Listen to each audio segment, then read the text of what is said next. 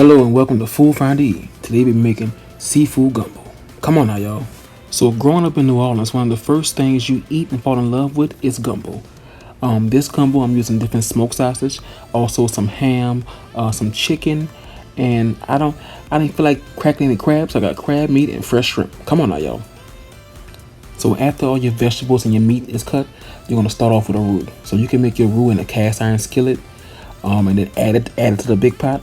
I make mine in the big pot, and then I add my meat and everything else in it. So you're basically just cooking your flour in oil until it's a nice brown color that you want your gumbo to be. You want to be real careful when you're stirring this roux. This roux can burn your flesh off and your skin off. That's how hot it is. So because that flour, that oil is something serious. So I'm gonna add my holy trinity: onion, bell pepper, and celery. And when you add this into your pot, to your roux, it's gonna bring down the temperature a little bit. So but you want to cook it in that roux and make it tender, soft for 2 more minutes, and the heat should be right back up. Now what you can do, you can cook your ham and your smoked sausage in another pot, brown it and add it to it, but I like to cook all mine in one pot. So I'm going to add my ham and my smoked sausages in here. Now finding smoked sausages in Cali that I like is challenging, but I found a few. I'm trying new ones out in here today, but so we're going to see how it come out. But you're going to add that, once you add that meat to that pot, it's going to bring the temperature down again. So you're going to let that cook for 10 more minutes. So once that's cooking brown, you're going to go ahead and add your shrimp stock, which is basically, like I said, your shrimp shells boiled in water for 20 minutes and then strain. I'm going to add my chicken stock. Now I use chicken stock and shrimp stock because it adds a whole nother layer and depth of flavor. I'm talking about a bunch of flavor. And this is what you need for a good gumbo. This will make your gumbo stand out from anybody else's. I'm talking, this will make your gumbo stand out, baby. They'll be like, wait a minute, man, that gumbo was good, but you had Eric's gumbo? My God. Baby, his gumbo was slanging, banging, baby. Come on now, y'all.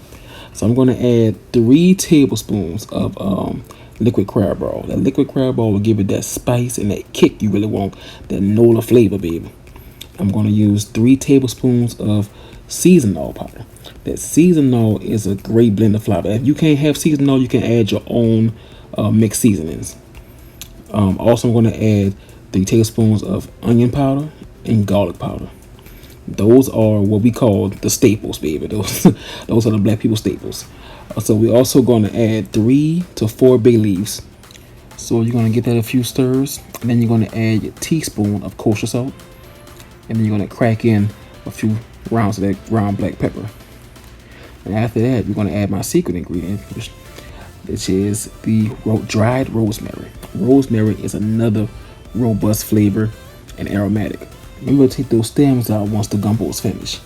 So once your pot is boiling, you're going to take out that chicken drumettes, which you put in the oven for 20 minutes, and you're going to add it to the pot. And also we had some sausage links where we took the skin off and made little balls in them. We're going to drop those right in the pot. After you add the chicken and the sausage balls to it, you're going to let it cook for like 20 minutes and let the flavors combine and the meat fully cook. You're going to go ahead and turn that pot off and add your seafood. Now with shrimp and crab, all you have to do is add them to the pot and turn the pot off. They cook in the matter of a minute or 2. And what you really want to do is let that pot sit. You want the crab and the shrimp to sit for a while and soak in some of that flavor from the gumbo, and it's going to be delicious. And please don't forget to skim some of that grease off top, because all the meat you have in here is going to create a lot of grease at the end of the pot, and you want to skim that off the top. And after that, baby, enjoy seafood gumbo. Come on now, y'all. Don't forget to like and subscribe.